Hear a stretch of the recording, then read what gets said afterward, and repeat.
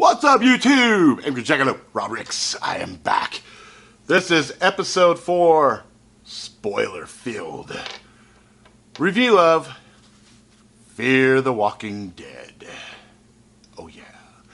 So episode 4, let me take this headset off. Episode 4 was, we get to see what happens 9 days later after the troops show up, right? So, episode 3, troops showed up, shot Zombie Susan in the head, and, basically, Travis and Maddie and them are like, oh, yay, the troops are here, yay, they're here to save us. And Daniel says, fuck no, this is all bad. So, was his ominous predictions correct? Well, right when it opens up, seems like it's kind of a flashback. We got Nick sitting in the pool, Cold Man Luke just kicking it back on his, just sitting there looking all chill, right? You got Travis out there jogging like ain't no thing but a chicken wing, right? And you got Chris up on the roof with his camcorder, waxing poet. He's all up there. Oh, the little green men, this, that, and everything else. And then we realize they're inside of a camp, right? And Chris is talking this, oh yeah, this is feeding time at the zoo and blue and all this other bullshit. And all of a sudden, he sees off in the distance, supposed to be in the DMZ, the DZ.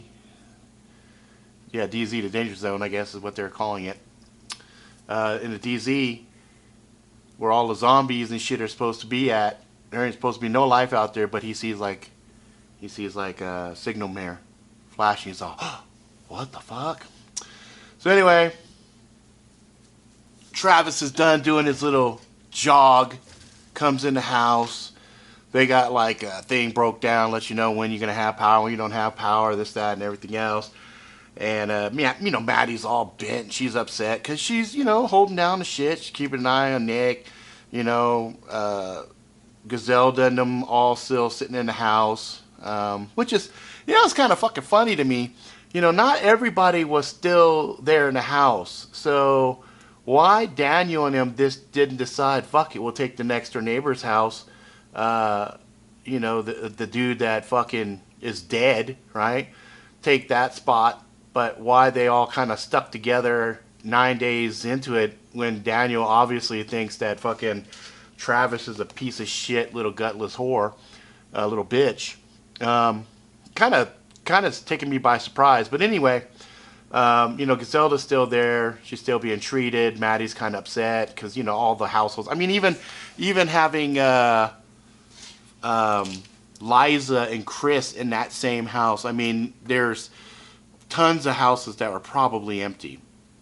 Even probably right across the street where the mom of the little girl got eaten. Shit, I'm pretty sure they're not still there. So right across the street was a vacancy. Right next door, vacancy. Zombie Susan right on the other side, vacancy.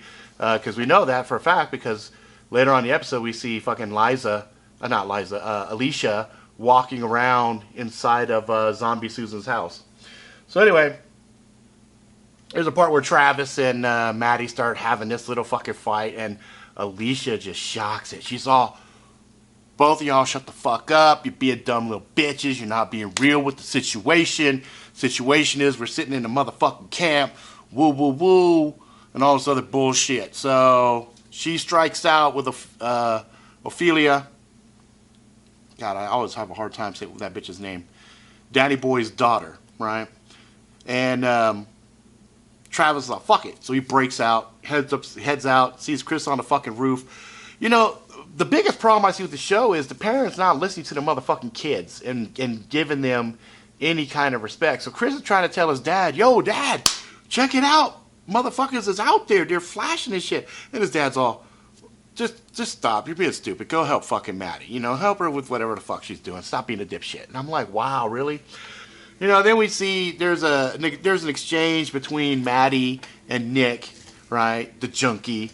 And he's out there just chilling in the pool, right? And the mom's out, hey, Nick, you forgot your pill. And he's like, oh, I did? Oh, guess I just forgot it. You know, well, man, give it to Griselda, or Griselda. You know, she needs it more than I do. You know, and he's all, what? You need to be weaning yourself off. I'm good. Don't worry about me. I thought you'd be happy, Mom. I ain't on that shit. She's like, I am happy, but, you know, I want to make sure you get off the shit the right way. And he's like, yeah, whatever. And I thought that was kind of, yeah, I thought, yeah, it was a little interesting, you know. And she's like, well, you know, don't be a hero. And he's like, no chance of that. And I'm like, no chance of that, motherfucker. That dude is not a fucking hero. He is a self-serving little junkie fucking fiend. Travis ends up going down to the spot. I can't remember the motherfucker's name. I think it's Moyers or Myers or Mayers or Myers. I think it's Myers. Anyway, fucking cocksucker. We'll call him Sergeant Cocksucker, okay? I don't even know if that's his fucking rank, but he's just this fucking dickhead. So the guy that's running the camp, basically, he's this real fucking... He's a dick. He is just a dick. So he's sitting there and he's doing announcements, and Travis is down there listening to the announcements. You know, Danny Boy's daughter, I'm just going to call her Ophelia. I think that's her name. If I said her name wrong, my bad. And Alicia are all down there. And they're handing out rations and reading the news. And people are getting kind of upset. When the fuck are we going to leave? And he's like, look, motherfuckers, y'all should be happy. You're 1 of 12 in this area here. That you get to stay in your houses, you're safe, you got food, woo, woo, woo. And so, you know, Ophelia, she's like, well, fuck, my mom needs medicine and a doctor and some other shit. So, hey, when's meds coming? He's like, oh, it's coming, you know, just, you know, don't worry, shit's happening, you know. And she's like, okay, fine. And they disband, and, you know, they're down there grabbing their rations and whatnot. Ophelia's sitting there talking to one of these guys. I can't remember his fucking name. Some fucking, some soldier, and he's all sitting there asking her name, and he's flirting with her, and this, that, and everything else. And Travis gets pulled away. The guy starts talking to Travis, you know, Major Cocksucker, starts saying, hey, you know, there's a dude here, you probably know him. He's not allowing us to talk to him and interview him and everything else. And, you know, he needs you to help out. You know, he heard you're the man to help out, you know. And Travis thought, well, I don't really fucking know the guy. Woo, woo, woo. We talked about his car once. He goes, oh, you know about cars? He's like, yeah, I kept my dad's car going for 3 years. He goes, hey, really, really good. Can you help me with fucking what? You know, the guy's a dick, you know. Major Cocksucker. Dick. So, Travis goes, fine, I'll go help him out. So he goes in the house, he's sitting there, and he's trying to find a guy. He's trying to talk to him. Like, what's the guy's fucking name? The guy's name, I think, is Doug. Yeah, Doug. Holy shit, guys. We finally see a bigger bitch than Travis. I did not think it was possible, but there's a guy named Doug who is a bitch. Motherfucker is sitting in his bathroom crying. My kids. When I tell my kids, they ask me if it's gonna be okay. What do I do? Fucking kill yourself, dude. Kill yourself. Fucking horrible. Horrible little bitch. Little bitch. And, you know, so here's the only scene in the whole series for the most part, except for episode 1. Episode 1, Travis seemed like, you know, he was fucking kind of a cool cat. And then he kind of went downhill from there. But here he is trying to help Doug, and he's just giving him some advice. And, you know, the advice was fairly sound. And he walks out, and he's just like, damn, you know. And is it me, or Doug kind of looked like the dude from, what was that show? With Wolfpack, the guy with the beard, the comedian guy who's fucking kind of fucking stupid. He always plays kind of like a retard. Then, you know, we see Alicia. Alicia goes and breaks into Zombie Susan's house. And we kind of get a better idea of just how long the families knew each other, because there's a picture that Alicia had drawn for Susan. And it you know, she must have did it when she was a little kid, because the drawing, at least, God, I hope she did it when she was a little kid. There's all kinds of, like, Aunt was A-N-T, like Aunt Susan or whatever. It was pretty funny. But she took that, and then the mystery of the pill bottle revealed itself. That she finds this note, and last episode I was kind of looking at that pill bottle, going, "What the fuck's up with that pill bottle?" The way it's laying, and typically you see stuff like that in suicides, and in this episode we found out, yeah, Susan killed herself, and it's not really apparent why, and I don't want to jump too far ahead. We'll touch base on that part in a little bit here, but Alicia sees this note. She starts reading, and she starts boobing like a fucking like a baby. She starts boobing like a fucking Doug. Okay, she starts crying like a Doug, and then we see Liza. Liza's running around playing nurse, and she's helping this dude out, and she's got shit rigged up, and she's doing what she could do, to make things right, and she fucking steps out, goes away, and then we see crackhead fucking Nick. We see why his ass wasn't tripping on the pill. This motherfucker sneaks over, takes the guy who's really sick, takes the morphine from him, injects it in between his toes, and is laying underneath the bed like this. Like a fuck. What a fucking junkie. Unbelievable junkie. Fucking Nick, you fucking little bastard. Chris is sitting there talking with Maddie, and he's telling her, "Hey man, I tried to tell my dad about this shit. My dad's not listening." And she's like, "Well, it's probably just a glance, probably just, some reflection." He's like, "But it's a pattern." So he shows her. And she's like, "Well, if somebody was in trouble, they should tell the soldiers." "Oh, let's go tell the soldiers, because the soldiers are here to help." And so, Chris is kind of upset about it, whatever. And then we see Ophelia with that soldier, and they getting down, and they kissing and whatnot. And he's like, "Oh, I think about you all day." And I'm thinking, "Oh shit, this is gonna end up with a rape. This nigga's gonna rape her or some shit." But no, she cools it down, and they stop or whatnot. She asks, "Hey, did you get some medicine from my mom?" He's like, "I can't get no medicine. They're stockpiling the medicine offsite somewhere and woo woo." So then she's like, "Fuck." So you realize she's just using this motherfucker to try to help her mom out. So they're like, "Hey, she's a fucking survivor. She's using the tools she got available to her." And, they get kind of in a tense moment and whatnot. And so then we flash back. We see Maddie and Travis kind of making up, because they fought in the very first part of the episode, and they're trying to make things right, and it's hot, and it's the makeup stuff wasn't hot. I'm saying literally it was hot, because they're coming out and they're gonna have drinks, and they're sweaty and just like fucking looking like it's hot even at night. And they're having a discussion, and Maddie brings up the thing that Chris showed her. It's like, "Well, you should listen to your son, he sees some stuff." And he's like, "Man, you know what? You're tripping, he's seeing some shit, and, it's not there." And she's like, "I see it too." And he's like, "Whatever." And then she starts asking a shit ton of realistic questions, like, "Why the fuck? Why is there no phone? Why is there no this? Why is there no that? Why is this?" And he's like, "I don't know. Maybe because of bullshit, because he's a little bitch." And she's like, "Whatever." And then they get interrupted by Doug's wife. Shows up. Doug's missing. "He's driving this car, Travis. You're not supposed to drive your car within the gate, Travis. It's against the rules, Travis." Travis, "I'll find him. No worries," right? So then Travis spends the time trying to look around and fucking find shit. So anyway, he finds the car near the outskirts of the gated environment, and he's like, "Oh shit." So he goes, talks to fucking Major Cocksucker, and says, "Hey, I'm looking, can you guys spare some troops, a squad to go look for my friend?" And he's all, "Oh no, we picked his ass up last night." He goes, "That dude's a fucking basket case. That dude's a fucking dipshit. Yeah, we got him down at the other spot, it's no big deal." And he's like, "Oh, well, you could have told his wife." I said, "No, that's for you, Mr. Mayor. You fucking go tell the wife, And he goes, "Anything else? Is there something else I can help you with, Mr. Travis?" And he's like, "Yeah, my son said he saw something up on the hill there." And he's all, "There's nothing up on the hill. We've cleared that area. There's nothing alive up there, blah, blah, blah."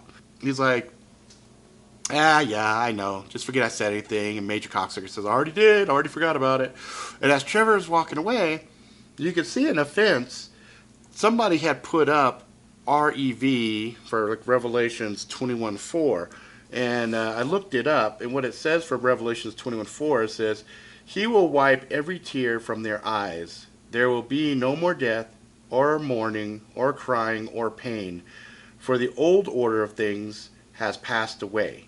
Now that was kind of interesting because I initially missed that, didn't even notice it, but then you know I went back to jot some notes down, so I had this stuff kind of fresh in my mind when I was talking to you guys.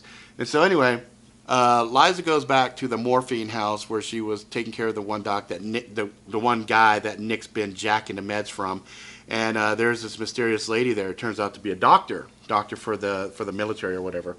And I'm sorry, I don't know her name, but here's a picture of her. I've seen her in quite a few shows. I think the last show that I saw her in was Hawaii Five-0. I think that's where I saw her. And I don't know just how important she's going to end up being, but we'll see. Excuse me. Sorry, guys. I have not been sleeping very well. Apologies. Did not mean to yawn there. So Maddie sneaks out. And I'm like, oh shit, what the fuck is Maddie doing, right?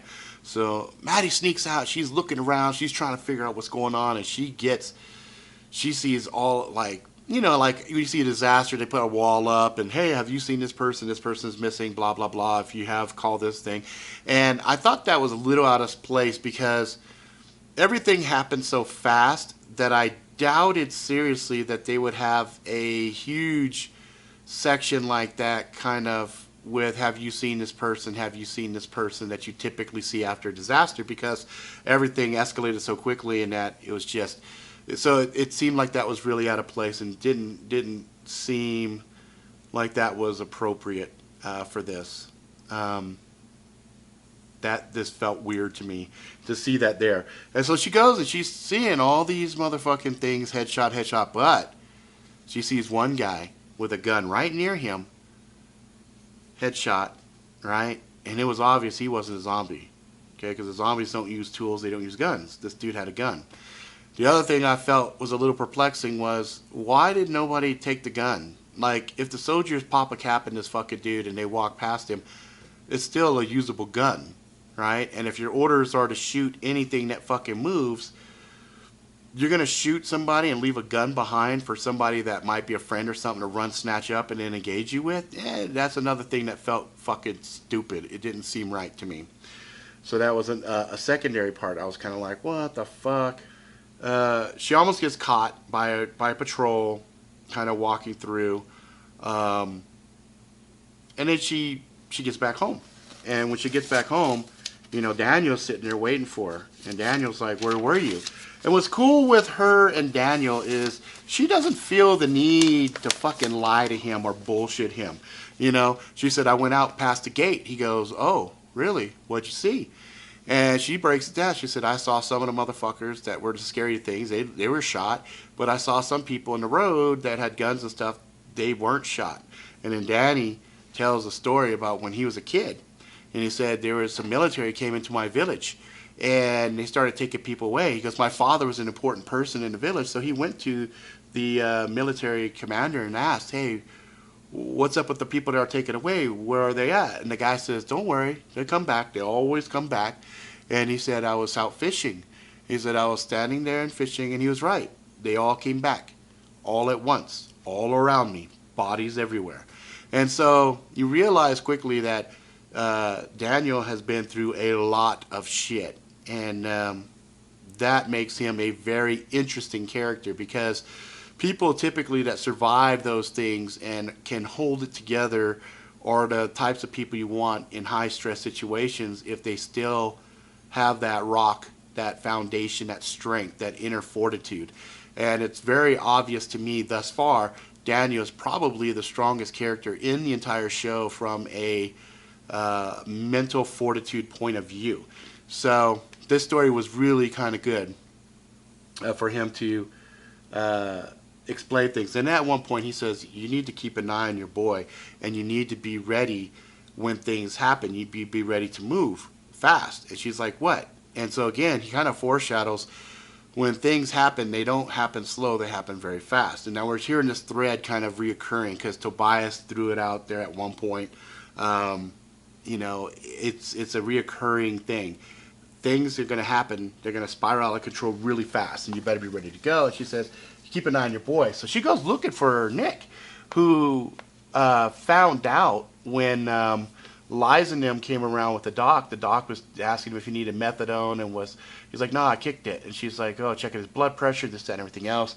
And he found out that they got rid of his morphine fix. That guy got transported to the hospital. So he's like, what? It's at the hospital. So he's freaking out because he knows his shit's gone. His fucking, his drugs. So anyway, he's over at that house ransacking it, trying to find anything. And Maddie finds him. And Maddie looks at him, and he looks at her, and he's like, what do you expect? You know, what do you want me to say? And she beats his ass. She didn't beat his ass like, you know, like I would have beat his ass, but it probably hurt him more that his own mother just beat his ass like that. It was good. I was actually really, really, really glad to see her kicking his ass. So the you know, we see later on he's in the house. Alicia goes to open a bathroom door. He's trying to patch up his wounds or whatever, and she's like, what happened? They start having a conversation. Meanwhile, soldiers show up at the house because earlier in the episode the doctor said, you know, Griselda needs an operation on her feet because it's really bad. So they agree, okay, and Daniel says, I want to go with her. He's like, of course, you're the husband. So the military show up. They're getting her ready to go. You know,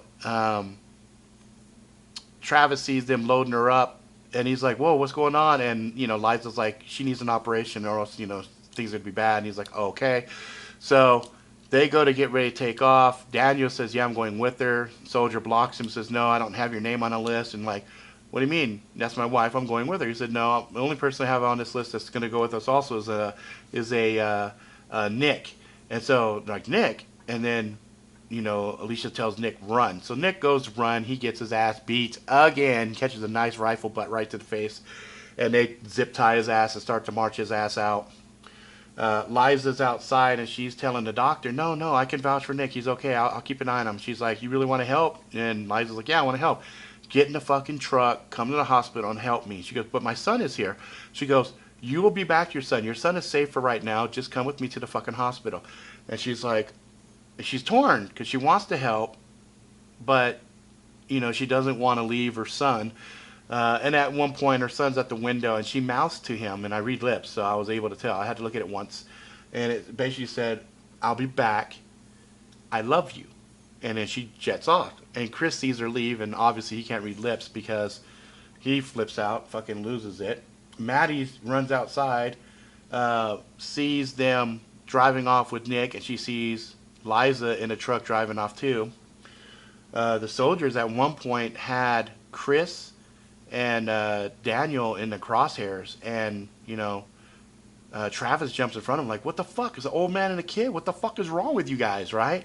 And, you know, he's trying to say, hey, I know Myers, you know, let me talk to Myers. And I'm like, yeah, well, too fucking bad. You're not talking shit. So anyway, Maddie goes out trying to get to Nick. She can't get to him. She goes back in the house. Chris is losing his mind. Mom left. Why did Mom leave? Maddie looks Travis right in the fucking eyes, and she said, Liza did this. And she walks off. Travis is all fucking sad. He goes up on the roof where Chris was at in the very beginning of the episode. And then we hear Alicia reading the note, the suicide note that Susan had left behind, which was really kind of tragic. And then we have Travis on the roof crying. Oh my God, crying like a little bitch. And he sees the house off in the distance that had the little glints. And we see motherfucking machine gun fire just killing whatever was in there. And so he realizes, he told Myers there was somebody up there. Myers sent his troops up, and they killed whoever was up there. And so that's how the episode kind of ended, with the realization that, hey, these soldiers aren't necessarily here for us, and Travis kind of realizing that, right? And you hear the suicide note, and so Susan was sitting there talking about she had saw something, and, you know, it affected her to the point where she felt the need to kill herself. And, you know, I want to see that. I want to see what happened there. That shit sounded interesting as a motherfucker because there's parts. Susan had blood on her mouth and she didn't bite anybody. So I'm really curious how that all went about. You know what I mean? So that's a part of this that I'm really interested in. Now we got 2 episodes left. We got episode 5 and episode 6. Um, it'll be really interesting to see what they do for these next 2 episodes, and I'm predicting that they're going to leave a ridiculous cliffhanger at the end of episode 6. Now the good news is Fear the Walking Dead has been approved for a season 2. Bad news is, fuck, we gotta wait till next year for the shit to pop off. So, you know, we'll have to wait and see what's up with that. But this episode was fairly decent. You know, I had a few parts that I really enjoyed. Again, Nick, you know, my loathing of his character continues to grow. And I hope he just gets some horrendous type of karma coming back to rape his little skinny ass, because he is such a fucking crackhead. Such a crackhead. Alicia definitely is starting to really warming up to her, and I'm hoping nothing really bad happens to her, because, you know, she is still so tormented with the fact that Matt probably turned, and she took a little needle and she made a tattoo of the drawing he did on her arm on episode 1, and you know, it's really obvious she really did care for that dude. So, you know, I like her character more and more as the show is progressing. Nick, I'm liking a lot less.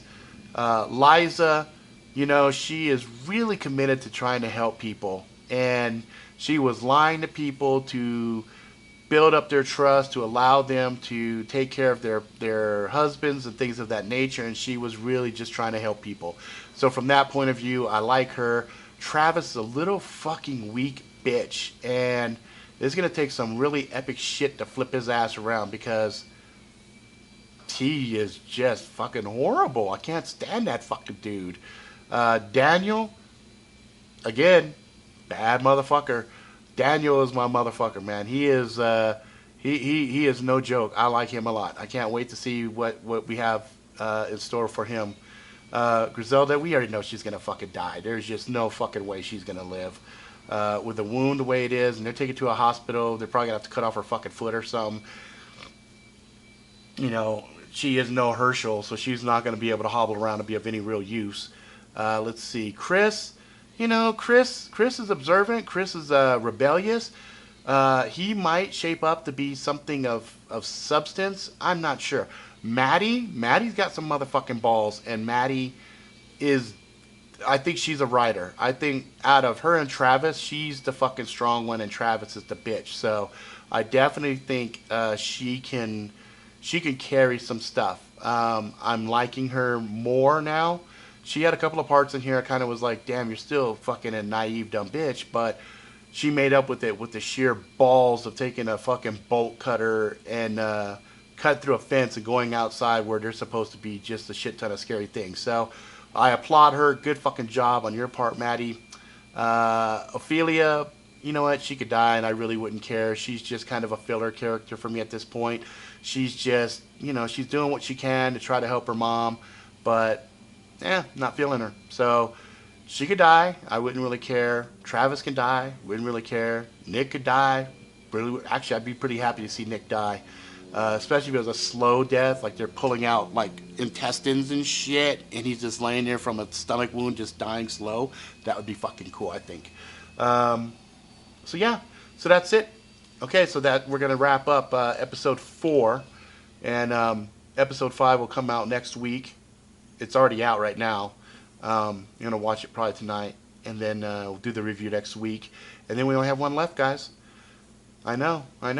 Not everybody's like this, but the folks that did like it, you know, we'll find something else for me to go ahead and do some stuff like this. I do enjoy this, so we'll see going forward.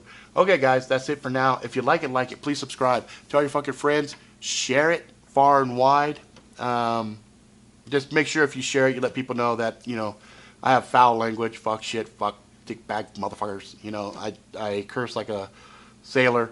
And, but, you know, I try to have fun. I try to have I try to cover as much as I can. Hopefully this one didn't run as long as the other ones did. I tried to keep it short, but there's a lot of stuff we're covering here. Anyway, that's it for now. Until next time, be good to each other.